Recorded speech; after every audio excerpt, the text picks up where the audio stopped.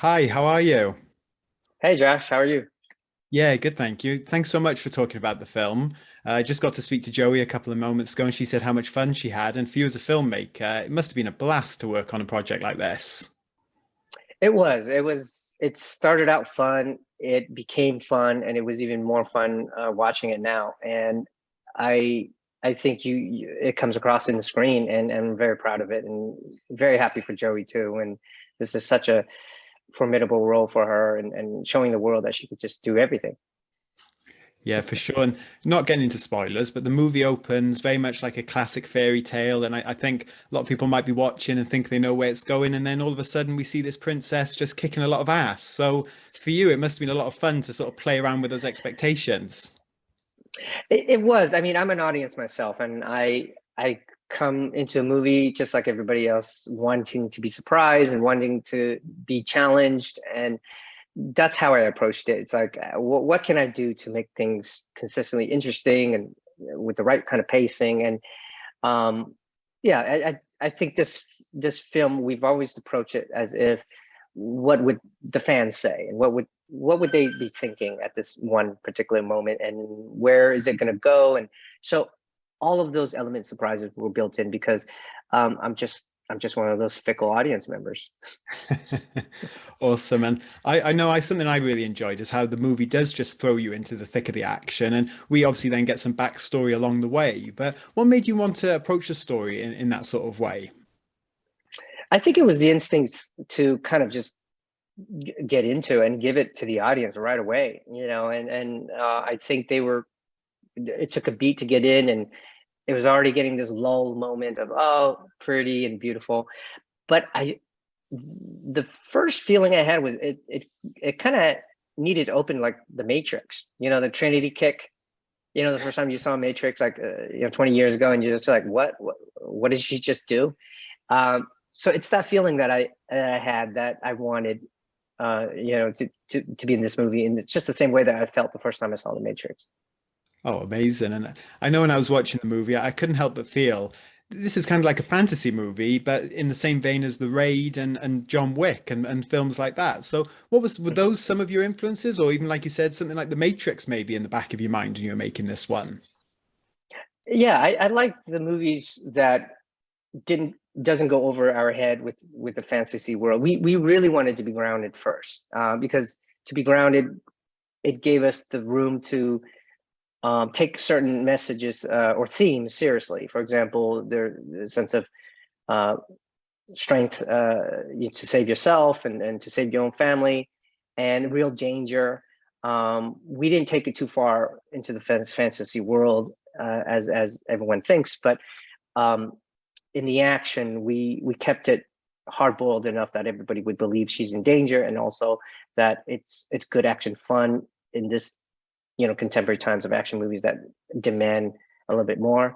So yeah, we've always had that in our mind, to have everyone just be more into the character driven emotion of the film, but also experience the real action of everything.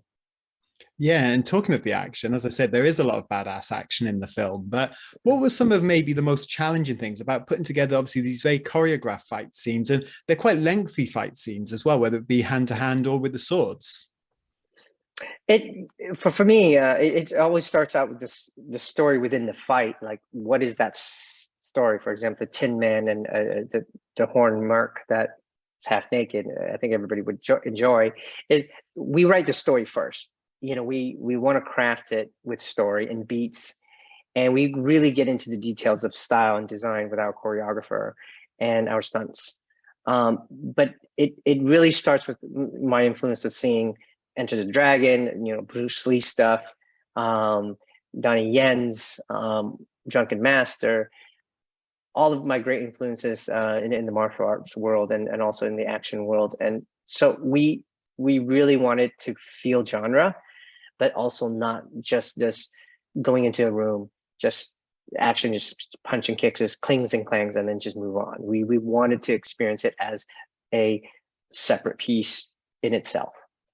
Yeah, for sure. And Yeah. Joey was saying how obviously the princess being pitted against these larger opponents makes for a great visual. Obviously, involved a lot more training for her to figure that out. But for you as a filmmaker, was that size difference something you really wanted to play with to maybe explore the princess as a character and how she was overcoming these massive opponents? Yeah, it was right in the beginning of our discussion, is that we knew that, look, Joey's Joey. You know, she's not a 6'5" muscle woman or MMA fighter. So we get that. But what if she's against a giant? What you know what all of that image would do for us creatively to make it work. So that was a good fun challenge for me, is that let's create a story within that image. You know, is she's probably going to be smarter than this beef cake. You know, she's faster. She can see their weak points quicker. So there's all of these things that go in my mind when I have that great image and a challenge to make that work. Yeah, and I thought another awesome visual. Obviously, as I said, the film starts off with the princess in this very elaborate Disney-style princess dress, and as the film goes on, she's getting more beaten up, and she's almost creating a superhero costume for herself as the film progresses. But for a director, is it quite challenging for you to keep track of, when you obviously not shooting in order? So is it quite hard to keep track of how she damage to her progresses and the way that plays out? It's definitely a challenge continuity wise, and to the grace of our costume designer Verity Hawks, and they worked so hard to make it work. And I was a constant burden to them, because I said, no, it has to be this dress ripped apart from scene to scene. And as everyone knows, when we shoot, we're all over the place on a given day. You know, we could be shooting the dress already broken down, but then the next few days afterwards, it has to be back to scene one. So I realized it was a burden, but it was such an important image to have and to get across, because one, the princess, she's not aware of the dress as much as everyone thinks. She just wants to save her family. But for us, it's iconic because she's breaking down the barriers of this patriarchal society, but also she feels that she doesn't need to wear the pants or move like them or be slow like them. Maybe she is better because of this kind of ballerina kind of image. So the audience will take it for what they will. I think they're all correct, but I just find this kind of discussion very wonderful to have in a movie like this.